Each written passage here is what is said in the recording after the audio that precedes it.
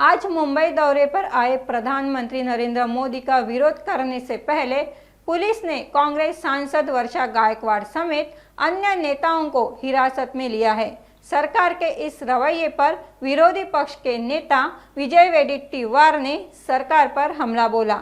उन्होंने कहा कि यह सरकार की गुंडागर्दी और तानाशाही है, हम इसे बर्दाश्त नहीं करेंगे। या संदर्भात संविधानिक मार्गाने लोकशाही मार्गाने आंदोलन करत असताना जर या सर्व लोकांना अरेस्ट करायचं काम, डिटेन करून ठेवायचं काम, घरापुढे पहारा बसवण्याचं काम, बाहेर पडू न देण्याचं निर्णय जरी सरकार घेत असेल आणि यामध्ये स्पष्टता दिसते की हे सरकार गोंधळलेलं आहे, घाबरलेलं सरकार आहे। अरे नरेंद्र मोदींचा दौरा आहे म्हणून तुम्ही शांततेच्या मार्गाने निदर्शने करणे गुन्हा आहे का?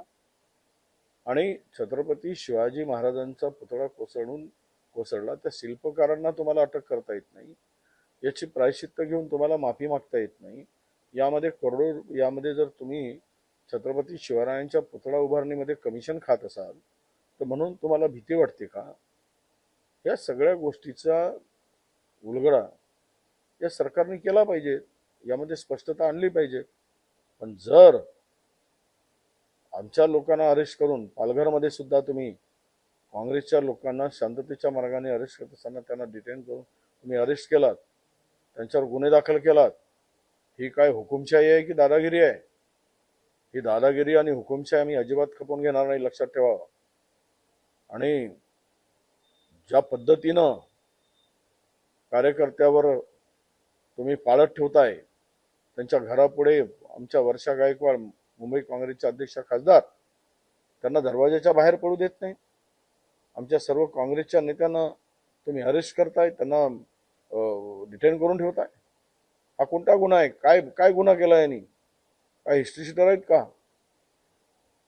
आणि अरेस्ट करून जर ह्या पद्धतीनं आवाज जनतेचा दडवत असाल, छत्रपती शिवाजी महाराजांचा हा महाराष्ट्र आहे आणि महाराष्ट्राचा स्वाभिमान छत्रपती शिवराय आहे। हा पुतळा कोसळला, उद्या तुम्ही कोसळणार आहात, हे लक्षात ठेवा।